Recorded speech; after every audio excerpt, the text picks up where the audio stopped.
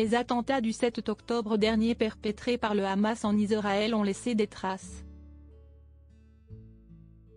Ce mercredi 7 février, soit 4 mois plus tard, une cérémonie en hommage aux victimes françaises s'est déroulée à Paris, en présence de nombreuses personnalités politiques. Il y a 4 mois jour pour jour, des Français et Françaises perdaient la vie lors de l'attaque menée par le Hamas en Israël.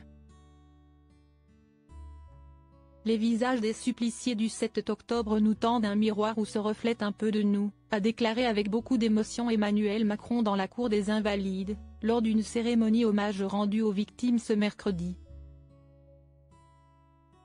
Il s'agit d'une attaque massive et odieuse, ainsi que du plus grand massacre antisémite de notre siècle, a souligné le président de la République.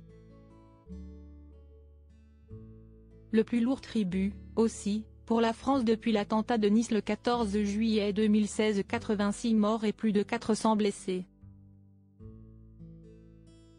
Leur vie mérite sans relâche de nous battre contre les idées de haine, a-t-il également insisté, lui qui a prononcé ce discours devant la foule rassemblée pour l'occasion, ainsi que devant Brigitte Macron. De nombreuses personnalités étaient également au rendez-vous, la classe politique étant notamment bien représentée avec les présences du Premier ministre Gabriel Attal, de la nouvelle ministre de la Culture Rachida Dati, ou encore celle de François Bayrou. Sans oublier Elisabeth Borne, Manuel Valls, Jean-Marc Ayrault et Édouard Philippe. Ainsi que Marine Le Pen, accompagnée de Sébastien Chenu et Jordan Bardella. La présidente du groupe LFI, Mathilde Panot, et son collègue Manuel Bompard, étaient également aux Invalides, tout comme la députée Delphine Batho. Un ancien président était lui aussi présent, il s'agit de François Hollande.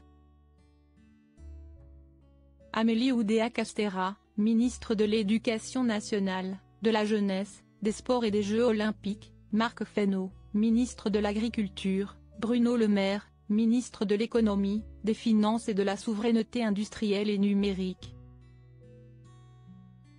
Tous étaient là. Arthur présent avec Maréva Galanté. Dominique de Villepin a lui aussi répondu présent, à l'image de Christian Estrosi, de Marine Tondelier, du chef du parti LR Éric Ciotti, et d'Olivier Faure, premier secrétaire du PS. Yaël Braun-Pivet, présidente de l'Assemblée nationale, était quant à elle entourée de Gérard Larcher, président du Sénat. Emmanuel Macron a aussi serré la main à Éric Dupond-Moretti, garde des Sceaux et ministre de la Justice, à Sébastien Lecornu, ministre des Armées de France, et à Gérald Darmanin, ministre de l'Intérieur et des Outre-mer.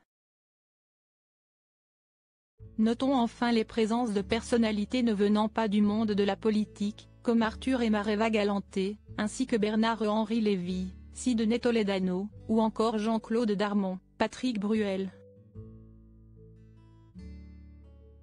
Du beau monde, pour un moment très émouvant.